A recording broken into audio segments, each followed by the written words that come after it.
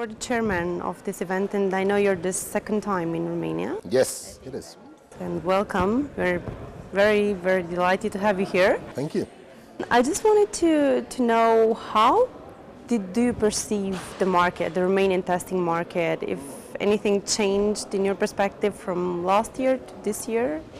I'm not sure. I'm not really familiar with the Romanian testing market, but if you look at it globally, I'm based in the Netherlands, and so my most experience come from the Netherlands, but I perceive the market, well, it's not really changing, but I see higher demand for more technical testers. So test automation, tooling, stuff like that. And since many organizations go agile, want to do continuous delivery, continuous integration, maybe some DevOps, well, testers need to adapt. I'm not saying that they all should be programmers, but they need to know stuff about frameworks, coding. Technologies. Technologies, yes. Can you, I don't know, create in a few words a professional testing profile?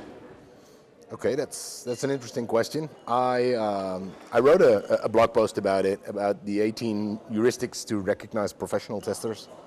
And I think one of the most important things is to recognize IT as a people's business. It's not a technical business. It's people business first.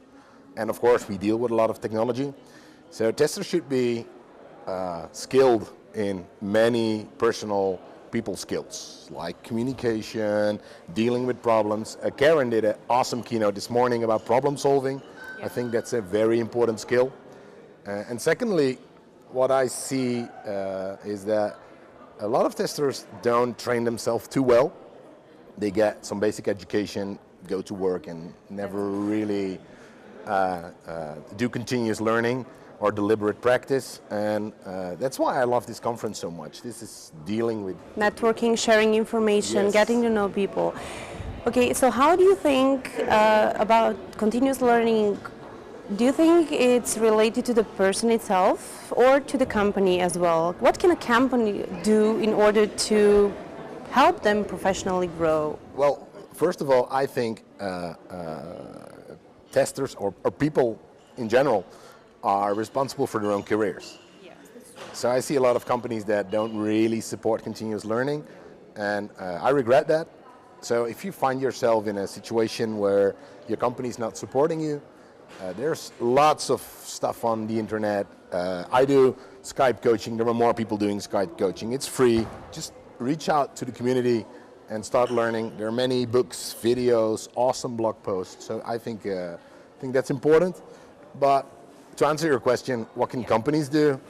I work with a company in the Netherlands who also has a base in Romania, and they give their employees time to learn. Okay, so dedicated time yes. within the working time yes. to personally... So they do intervision sessions, knowledge sharing sessions.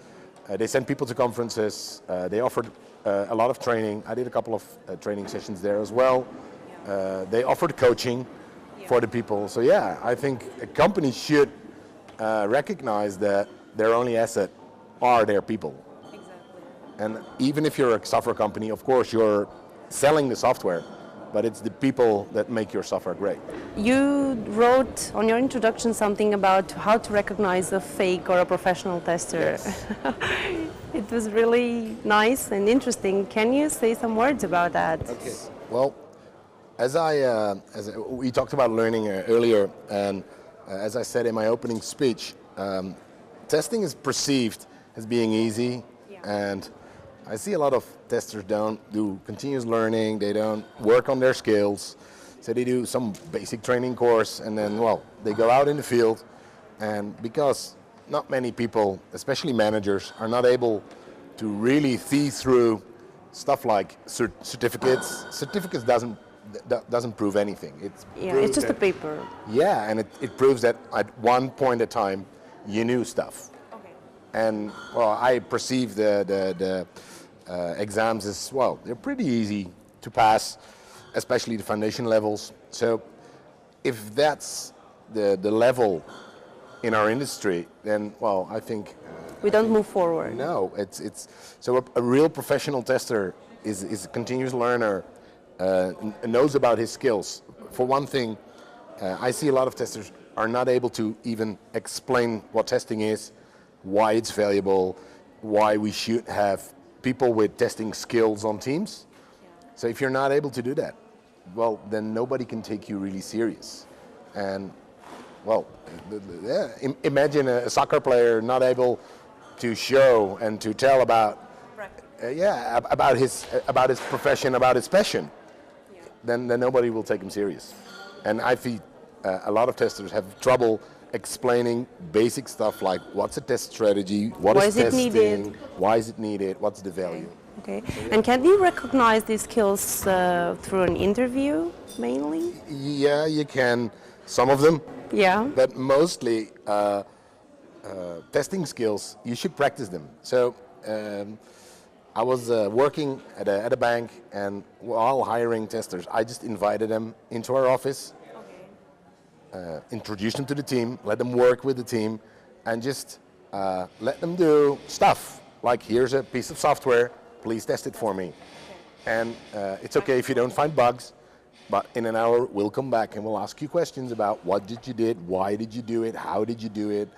And if you can make up a good story, and it's not making up a story, but building a story about what you did in that hour, that's how you recognize real testing. It's your way of thinking. Yeah, so I don't think interviews are... of course it's okay to get to know the people. You can see how they communicate, you can feel how they talk about testing, but a real tester can only be recognized by doing it. Imagine like Brad Pitt. He has to audition for every single movie he does. They want to see him play the character for that movie. Everybody knows he's an awesome actor. Despite his previous experience. Yes. They still have to prove it. And soccer players either.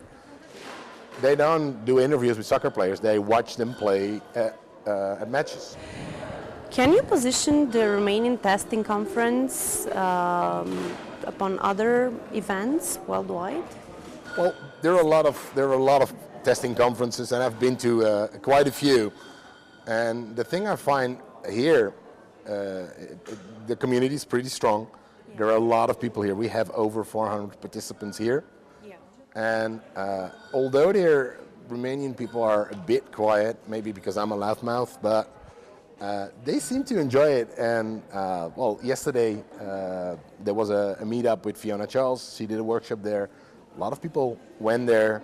So yeah, I think Romanian testing conference has a real good place, especially in Eastern Europe. People don't have the abilities to travel much, so it's great to have an event like this, as big with... And growing. Yes, and we have great speakers here. I'm really proud of the program.